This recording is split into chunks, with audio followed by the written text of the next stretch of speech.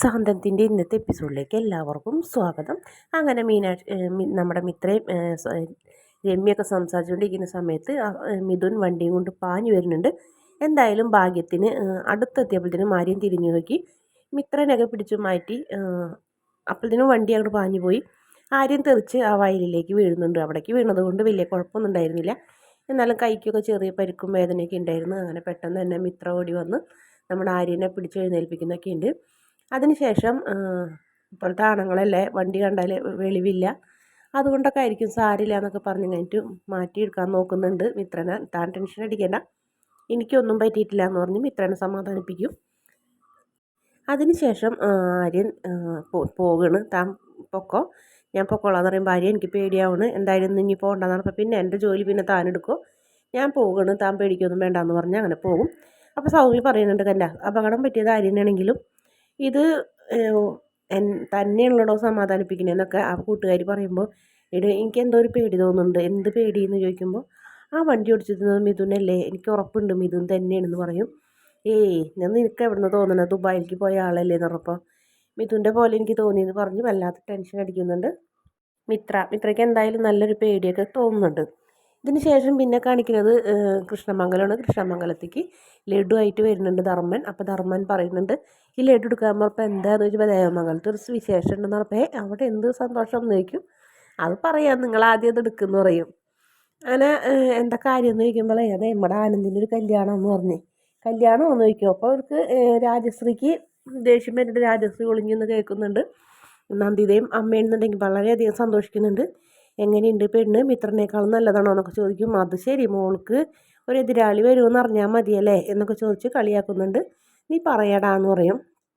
നല്ല കിളി പോലത്തെ ഒരു പെണ്ണമ്മ, നല്ല കോടീശ്വരി, MA ഇംഗ്ലീഷ്, MA ലിറ്ററേച്ചർ, അങ്ങനെ ഒരുപാട് കാര്യങ്ങളൊക്കെ പറയുമ്പോൾ നമ്മുടെ ദേഷ്യം വന്നിട്ട് രാജശ്രീ ഇങ്ങനെ കടിച്ച് പിടിച്ച് നിൽക്കണ്. അങ്ങനെ ലഡു എടുക്കാൻ പോകണം. അങ്ങനെ ലഡു എടുക്കാൻ സമയത്ത് അമ്മേ എന്ന് പറഞ്ഞ് വിളിക്കും. എന്താടി അമ്മ എന്തൊട്ട് കാണിക്കുന്നതെന്ന് ചോദിക്കുമ്പോൾ ഞാനൊന്നും കാണിച്ചില്ലല്ലോ, ഞാൻ ലഡു എടുക്കാൻ പോകണുള്ളൂ എന്ന് പറയും. അതെന്നെ പറഞ്ഞത്, അമ്മ എന്തെങ്കിലും ലഡു എടുക്കുന്നത്, ഇവിടെ എൻ്റെ മോൻ്റെ കല്യാണം മുടങ്ങി ഞങ്ങൾ വിഷമിച്ചിരിക്കുമ്പോൾ അപ്പുറത്ത് അതിൻ്റെ കാരണക്കാരായവരുടെ കല്യാണത്തിൻ്റെ മധുരം അമ്മ കഴിക്കാൻ പോകണമെന്ന് ചോദിക്കും. നിൻ്റെ മോൻ്റെ കല്യാണം മുടക്കിയത് അവരാണോ? അത് നിൻ്റെ മോൻ്റെ കല്യാണം നമ്മളുണ്ടാക്കിയതല്ലല്ലോ, അവരുണ്ടാക്കിയതല്ലേ. ഒരു പെണ്ണിൻ്റെ കല്യാണം മുടങ്ങിയെന്ന് വിചാരിച്ചിട്ട് അവർക്ക് നിൻ്റെ മോൻ്റെ കയ്യിട്ടുള്ള കല്യാണം നടത്തായിരുന്നില്ലേ? അതുമാത്രമല്ല, വേണമെന്നുണ്ടെങ്കിൽ നിൻ്റെ മോൻ്റെ കല്യാണം നീ ഒന്നും കൂടെ വേറെ ആലോചിച്ച് നടത്താൻ നോക്ക്, അല്ലാണ്ട് മറ്റുള്ളവരോട് കുശുമ്പ് കാണിക്കല്ല വേണ്ടതെന്ന് പറഞ്ഞ് അമ്മ ആ ലഡു എടുക്കും. അതിന് ശേഷം ലഡു എടുത്ത് അമ്മയും പോകും. അമ്മ പോയ അതേ ധൈര്യത്തിന് തന്നെ നന്ദിതയും ലഡു എടുത്ത് നന്ദിതയും പോകും. നന്ദിത ലഡു എടുത്ത് പോകുമ്പോൾ ധർമ്മൻ ചേച്ചി വേണമെന്ന് ചോദിക്കും. കൊണ്ടുപോടാ അവിടെ നിന്ന് പറയും. അങ്ങനെ അവിടെ വെച്ച് കഴിഞ്ഞിട്ട് ഓടും. അപ്പം അച്യുതനും അനന്തവർമ്മയും വരുന്നുണ്ട്. രണ്ടുപേരും ദേഷ്യത്തോടെ ഇനി എന്താണെന്ന് ചോദിക്കുമ്പോൾ ഞാൻ അമ്മയെ കാണാൻ വന്നാണെന്ന് പറഞ്ഞ് ധർമ്മൻ അവിടെ നിന്ന് ഓടും. രണ്ടുപേർക്കും എന്തോ സംഭവിച്ച പോലെ അവർ മുകളിലേക്കും കയറിപ്പോവും.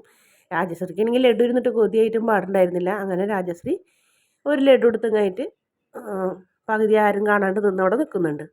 പിന്നെ കാണിക്കുന്നത് മിഥുനാണ്. മിഥുൻ പറയുന്നത് ഒരുപാട് നാളായി മിത്രയും എൻ്റെയും ഞങ്ങളുടെ ഇടയിൽ വില്ലനായിട്ടുള്ളത് പണ്ടേ അവൻ തന്നെയാണ്. അപ്പോൾ വലിയ കാര്യങ്ങൾ ആലോചിക്കുന്നു. മിത്രയും മിഥുനും കൂടെ സംസാരിച്ചുകൊണ്ടിരിക്കുന്നിടത്തേക്ക് ആരും വരുന്നതും നിനക്ക് ഇവനെ കിട്ടിയുള്ളടി ലോക ഫ്രോഡ് എന്നൊക്കെ പറയും.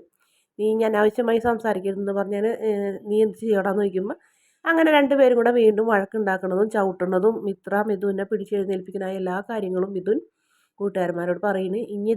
ഇനി എൻ്റെ ജീവിതത്തിൽ ഒരു എതിരാളി വേണ്ട, അവനെ ഞാൻ അങ്ങോട്ട് തീർക്കാൻ തീരുമാനിച്ച്, നീ പറയുന്നത് ശരിയല്ല, ഇത് പ്രശ്നത്തിലേ അവസാനിക്കുള്ളൂ എന്നൊക്കെ നമ്മുടെ കൂട്ടുകാരൻ പറഞ്ഞു കൊടുക്കും. പറഞ്ഞേ ഇല്ലില്ല, ഇത് ഞാൻ ചെയ്യാൻ പോകുന്നത് അലോകിനെ വെച്ചിട്ടാണ്. അലോകിനെ മുന്നിൽ നിർത്തി കഴിഞ്ഞിട്ട് അലോകിന് പാക ഭ്രാന്ത് പിടിച്ച അവസ്ഥയിന്. അപ്പോൾ അതിനിടയ്ക്ക് ഈ മിത്രനെ എനിക്ക് സ്വന്തമാക്കണമെന്നുണ്ടെങ്കിൽ ആര്യനെ കൊല്ലണം, അത് അവനും കൂടി നിന്നാലേ ശരിയാവുള്ളൂ, ഞാൻ വെറുതെ നിന്ന് കൊടുത്താൽ മതി എന്നൊക്കെ പറഞ്ഞ് അങ്ങനെ ഒരു സ്വപ്നം കണ്ടുകൊണ്ട് നിൽക്കണം നമ്മുടെ മിഥുൻ. പിന്നെ കാണിക്കുന്നത് ദേവമംഗലമാണ്. ദേവമംഗലത്ത് ബാലനും മോളും കണക്കൊക്കെ നോക്കുന്നുണ്ട്. കണക്ക് നോക്കി കാര്യങ്ങളൊക്കെ സംസാരിക്കുന്നതിൻ്റെ ഇടയിൽ വേറൊരു ഗോമതി സ്റ്റോഴ്സിൻ്റെ ബ്രാഞ്ചും കൂടെ തുടങ്ങും. അപ്പം നീ ഈ കണക്കൊക്കെ എങ്ങനെ നോക്കി കൈകാര്യം ചെയ്യുന്നൊക്കെ ചോദിച്ച് മോളെ കളിയാക്കുന്നുണ്ട്. ആ സമയത്ത് ഗോമതി ചായയൊക്കെ ആയി വരും. പിന്നീട് അവിടേക്ക് ആനന്ദം വരുന്നുണ്ട്. അപ്പോൾ ആനന്ദിനോടും പറയുന്നുണ്ട്, എടാ അച്ഛൻ ഗോമതി സ്റ്റോഴ്സിൻ്റെ വേറെ ബ്രാഞ്ച് തുടങ്ങാൻ പോകുന്നു. നേരാണ് അച്ഛാന്ന് ചോദിക്കും. വെറുതെ പറയുന്നതാണ് മോനെ എന്നാണ് ഗോമതി പറയുമ്പോൾ വെറുതെ ഒന്നല്ല, ഞാൻ തുടങ്ങും. ആദ്യം ഞാനും നീയും മാത്രമല്ലേ ഗോമതി നമ്മുടെ സ്റ്റോഴ്സിലുണ്ടായുള്ളൂ, ഇനി അതല്ല, ഇനി 2-3 ബ്രാഞ്ചും കൂടെ തുടങ്ങണം. അതിന് ഓരോ കാര്യങ്ങളൊക്കെ ചെയ്യണം. പിന്നെ എൻ്റെ മോൻ്റെ കല്യാണമല്ലേ വരുന്നത് എന്നൊക്കെ പറയും. അപ്പോൾ മീനാക്ഷി അപ്പുറത്ത് വന്ന് നിൽക്കുന്നുണ്ട്.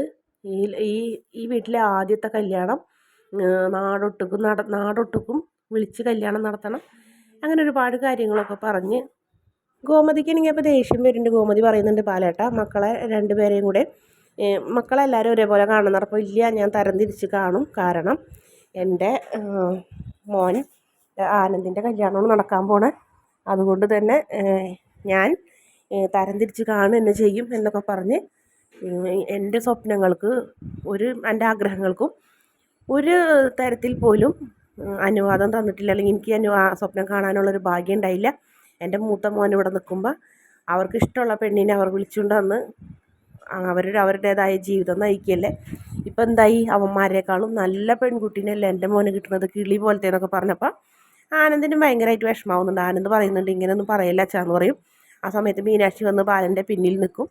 മീനാക്ഷി വന്ന് നിൽക്കുമ്പോൾ പറയുന്നുണ്ട്, ബാലേട്ട മീനു എന്ന് പറയും. അതിനെന്താ, ഞാനിവിടെ ഒളിച്ചൊന്നും വെക്കുന്നില്ലല്ലോ, എല്ലാ കാര്യങ്ങളും നേരിട്ട് തന്നെ സംസാരിക്കണുള്ളൂ. പിന്നെ മീനാക്ഷിയും അറിയണം മുറപ്രകാരം ശ്രീദേവി ഇവിടെ വന്ന് കയറുമ്പോൾ സംഭവിക്കാൻ പോണ കാര്യങ്ങളും കാണുമ്പോൾ മീനാക്ഷിക്ക് മനസ്സിലാവും അറേഞ്ച്ഡ് മാരേജ് ആണോ ഒളിച്ചോട്ടാണോ നല്ലതെന്നൊക്കെ ഇങ്ങനെ തോന്നും. അത് തോന്നണം എന്ന് പറഞ്ഞ് ബാലൻ മോളോട് ചോദിക്കുന്നുണ്ട്, മോളെ കണക്ക് ശരിയായോ? ഇല്ല അച്ഛാ, 2000 രൂപയുടെ കുറവുണ്ട്. ആ 2000 രൂപ നീ നോക്കണ്ട, ഇനി ഇവിടെ നിന്ന് അങ്ങോട്ട് എല്ലാ ദിവസവും 2000 രൂപയുടെ കുറവുണ്ടാവും. അത് ഞാൻ ആനന്ദിൻ്റെ വിവാഹത്തിനായിട്ട് മാറ്റി വെച്ചേക്കുന്നതാണ്. കൊട്ടും കുരവയും താളമേളത്തോടു കൂടിയായിരിക്കും കല്യാണം എന്നും പറഞ്ഞ് ബാലൻ രാജാവിനെ പോലെ പുറത്തേക്ക് പോകും. മീനാക്ഷി എനിക്ക് കുറച്ച് നേരം ദേഷ്യത്തോടെ നോക്കി നിന്നിട്ട് കണ്ണൊക്കെ നിറഞ്ഞ് മീനാക്ഷി അകത്തേക്ക് പോകും. ആ സമയത്ത് ആനന്ദും പറയും, അമ്മേ അച്ഛനെന്താ ഇങ്ങനെ, അച്ഛൻ എന്തിനാ മറ്റുള്ളവരെ വേദനിപ്പിക്കണേ, എനിക്കത് ഇഷ്ടമല്ല, എനിക്ക് വിഷമാവുന്നുണ്ടെന്നൊക്കെ പറയുമ്പോൾ സാരില്ല മോനെ, അച്ഛൻ്റെ സ്വഭാവം എല്ലാവർക്കും അറിയാലോ എന്നൊക്കെ പറഞ്ഞു മീനാക്ഷി നമ്മുടെ ഗോമതി മോനെ സമാധാനിപ്പിക്കും. പിന്നീട് അച്യുതൻ ഫ്രണ്ടിൽ ഇരിക്കുന്നുണ്ടാവും. ആ സമയത്ത് രാജശ്രീ വന്നിട്ട് ഇങ്ങനെ ചോദിക്കുന്നേ, അലോകിൻ്റെ കാര്യം അവനെനിക്കറിയില്ല, അവൻ തോന്നിയ നേരത്ത് വരുള്ളൂ, അവനോട് പറയണം രാത്രി ചുറ്റിക്കറങ്ങിയൊന്നും നടക്കരുതെന്നൊക്കെ ഇങ്ങനെ പറഞ്ഞു കൊടുക്കണം. അപ്പോൾ ഇതൊക്കെ ശ്രദ്ധിച്ച് ബാലൻ നിൽക്കുന്നുണ്ട്. പിന്നെ അച്യുതേട്ടാ, അപ്പുറത്തെ വീട്ടിലെ ആനന്ദിൻ്റെ കല്യാണം ഉറച്ചെന്ന് പറയും. അപ്പോൾ അച്യുതൻ ചാടി എനിക്കുമേ, കല്യാണം ഉറച്ചെന്നോ, എവിടെ നിന്ന് എന്നൊക്കെ ചോദിക്കും. ഒരു വലിയ ബിസിനസ്സുകാരൻ്റെ മോളാണ്, കോടീശ്വരി എന്നൊക്കെ പറയുന്നുണ്ട്, സുന്ദരി എന്നൊക്കെ പറയുന്നതായിട്ട്. ആര് പറഞ്ഞു? ധർമ്മം പറഞ്ഞു. അറിഞ്ഞതറിഞ്ഞ് നമ്മൾ അലോകിനെ നീ ഇതറിയിക്കരുത്, അവന് വിഷമാവും എന്ന് പറയും. അപ്പോൾ ബാലനത് കേട്ടിട്ട് അവന് അങ്ങനെ ഒരു സംഭവം ഉണ്ടോ, എന്നാൽ പിന്നെ അവൻ അറിയിച്ചിട്ട് തന്നെയുള്ള കാര്യം എന്ന് പറയും. അങ്ങനെ അലോക് വരുമ്പോൾ അലോകിനോട് പുറത്തേക്ക് വന്ന് അധികം നേരം ഇറങ്ങിയിരുന്നൊക്കെ പറഞ്ഞ് സംസാരിച്ചുകൊണ്ടിരിക്കുന്ന സമയത്ത് നമ്മുടെ ബാലൻ ഫോൺ എടുത്തിട്ട് ആർക്കും വിളിക്കില്ല, വെറുതെ സംസാരിക്കുന്ന രമേശ, എൻ്റെ മോൻ്റെ കല്യാണം ഉറച്ചടാ, ബിസിനസ്സുകാരനാണ്, കോടീശ്വരൻ, നല്ല കിളി പോലത്തെ സുന്ദരിയായ പെണ്ണ്, ഇവിടെ പല ചെറുക്കന്മാർക്കും പെണ്ണ് കിട്ടാണ്ട് നടക്കല്ലേ, പിന്നെ കല്യാണം ഉറച്ചിട്ട് മുടങ്ങിയരും അങ്ങനെ കുറേ മരവിളകളൊക്കെ ഉണ്ട് ഈ നാട്ടിൽ. അപ്പോൾ അതുകൊണ്ടാണ് ആരോടും പറയാണ്ടിരുന്നത്. വളയുടെ ചടങ്ങും കഴിഞ്ഞു, അപ്പോൾ പിന്നെ ഇനിയിപ്പോൾ ആരും മുടക്കില്ലല്ലോ, അതുകൊണ്ടാണ് എനിക്ക് ശത്രുക്കൾക്ക് ഇഷ്ടം പോലെ ഉണ്ടേ, ഞാനൊരു ഗതിയില്ലാത്തവനെന്ന് പറഞ്ഞ് എന്നെ അത് അധിക്ഷേപിച്ചവരൊക്കെ എൻ്റെ മോൻ്റെ കല്യാണം മുടക്കാൻ നോക്കും. അപ്പോൾ എല്ലാവരേക്കാളും നല്ലൊരു പെൺകുട്ടീനെയാണ് എൻ്റെ മോന് കിട്ടിയെന്നൊക്കെ പറയും. ആലോചിക്കണമെങ്കിൽ കല്യാണം എണ്ണറിഞ്ഞോടുകൂടി ദേഷ്യവും വന്ന്, മാത്രമല്ല മരവിളാന്ന് പറഞ്ഞത് എന്നെ തന്നെയാണ് അച്ഛ, എന്നെ തന്നെയാണെന്നും പറഞ്ഞു കഴിഞ്ഞിട്ട് നമ്മുടെ ബാലനെ തല്ലാൻ പോകുന്നുണ്ട്. അങ്ങനെ ബാലൻ ശരിക്കും അച്യുതനും അതുപോലെ തന്നെ അലോകിനും നല്ലൊരു അടി കൊടുത്തുകൊണ്ടാണ് ഇന്നത്തെ എപ്പിസോഡിൻ്റെ അവസാന ഭാഗം. വീഡിയോ ഇഷ്ടപ്പെട്ടാണെങ്കിൽ ചാനലൊന്ന് സബ്സ്ക്രൈബ് ചെയ്ത് സപ്പോർട്ട് ചെയ്യണേ.